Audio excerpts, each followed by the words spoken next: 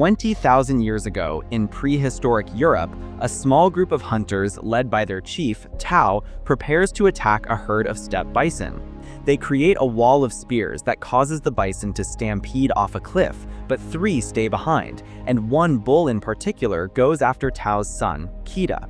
After savagely striking him with its horns, it drags him to the edge of the cliff, where Kita falls into the abyss after Tao strikes the beast with his spear. All of this began a week earlier, when the tribe's teenagers were tested on their spear-making skills.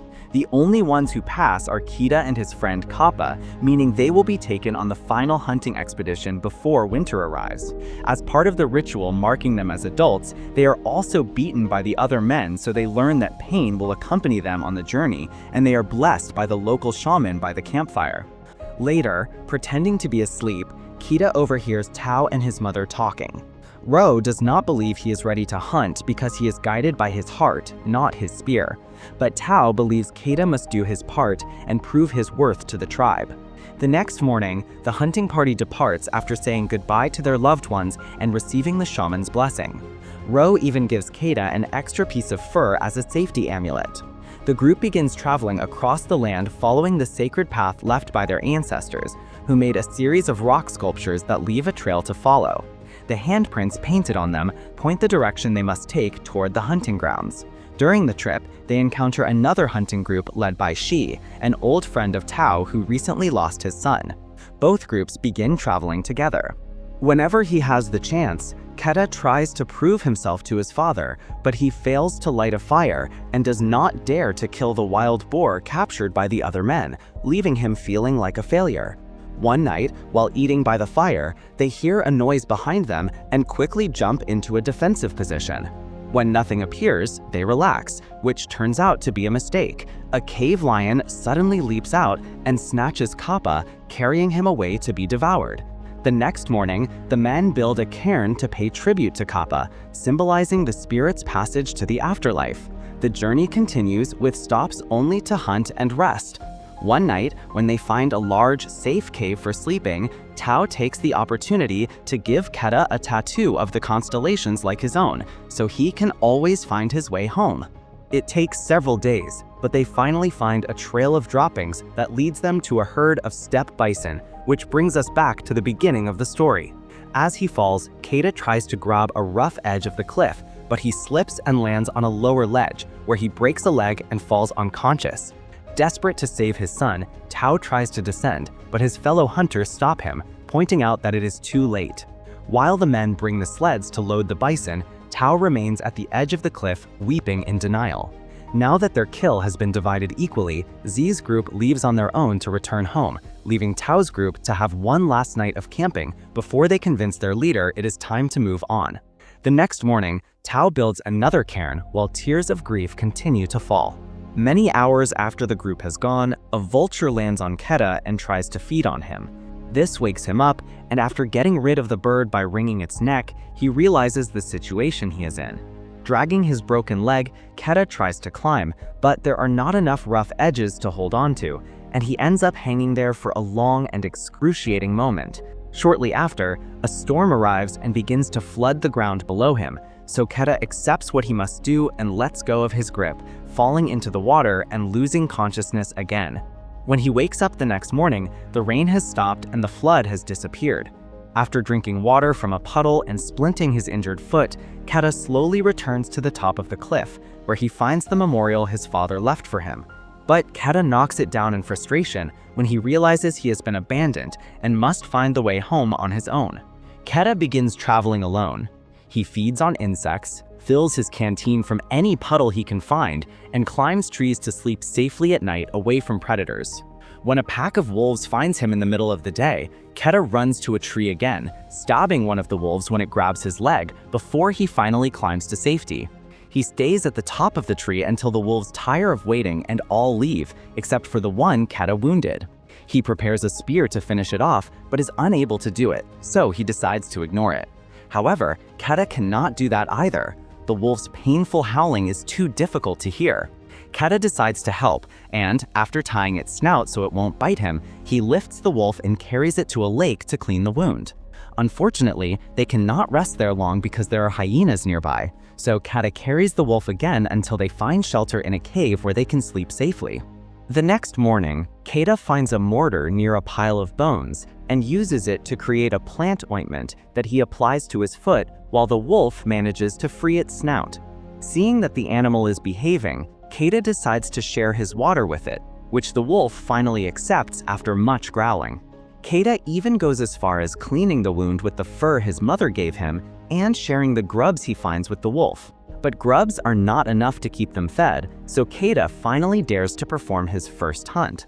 He kills a rabbit with a rock and even manages to finally light a fire to cook it. The wolf tries to take the rabbit from him, but Keta quickly pushes it away, remembering the lessons on leadership his father taught him. He establishes his dominance by always eating first and feeding the wolf after he is finished. However, no matter how much he shares with it, the wolf still won't let him touch it. Winter is fast approaching, and Keta must find his way home before it starts to snow. He doesn't think he can make it without his father, but he has to try. After gathering enough provisions and struggling with the wolf to get his fur back, Keta leaves the cave and starts his way back, feeling frustrated because the wolf won't stop following him no matter how many times he tells it to go away. Finally, Keta gives in and accepts the wolf as his new traveling companion, even training it to come when he whistles. Their first attempts at hunting together are a complete failure, but after a few tries, they manage to find a way to coordinate their attacks and secure their prey without much effort. At night, Keta checks that they are going in the right direction using the constellation tattoo on his hand, and the wolf begins to sleep by his side, even allowing him to touch it now that he has earned its trust. After an afternoon at the lake, bathing and fishing, Keta decides to name the wolf Alpha.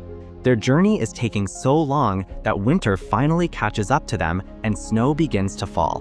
One night, while eating by the fire, they are approached by a pack of wolves that turns out to be Alpha's family. Knowing what it's like to miss loved ones, Keta tells Alpha to go with them, so he is now left to continue traveling alone.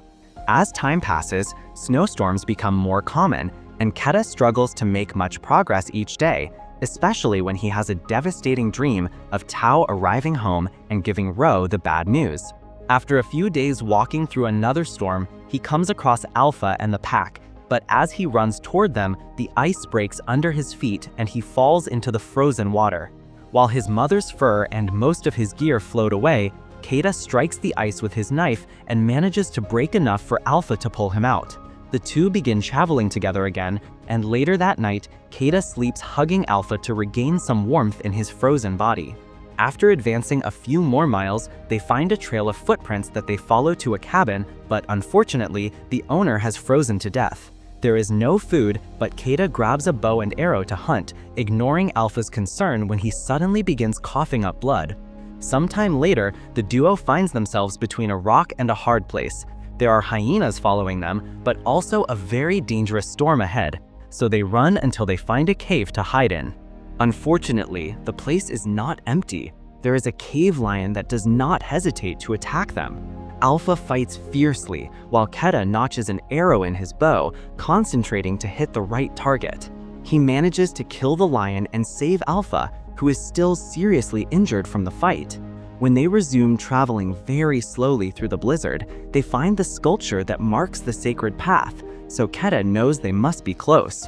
Their hope is strengthened when the aurora borealis appears above them one night, a sign that their ancestors must be guiding them. However, Alpha is too weak to go on, and one day he finally collapses. Not wanting to leave his friend behind, Keta begins to carry the wolf in his arms, ignoring the fact that he too is weak and continues to cough up blood. The conditions are so harsh that Keta finally collapses as well. But then, he finds encouragement in a memory that comes to him in a dream. It is the conversation he overheard his parents having the night before they left. To help Ro not worry, Tao had told her that Keta is stronger than he himself knows. With a newfound strength thanks to his father's belief in him, Keta wakes up and picks up Alpha again, carrying him through the storm until they finally return to their tribe. No one can believe what they are seeing, and Tao cries as he tells his son how proud he is before taking him and the wolf to a tent to be cared for. After Keta is healed and fed, the shaman examines Alpha, quickly realizing what the problem is. Alpha is actually female and is giving birth. All the pups are born safe and sound, and the tribe welcomes them as part of the family. Years later, once the pups have grown into adult wolves, they are assigned to the hunters as companions and are taken on the next great hunt before winter.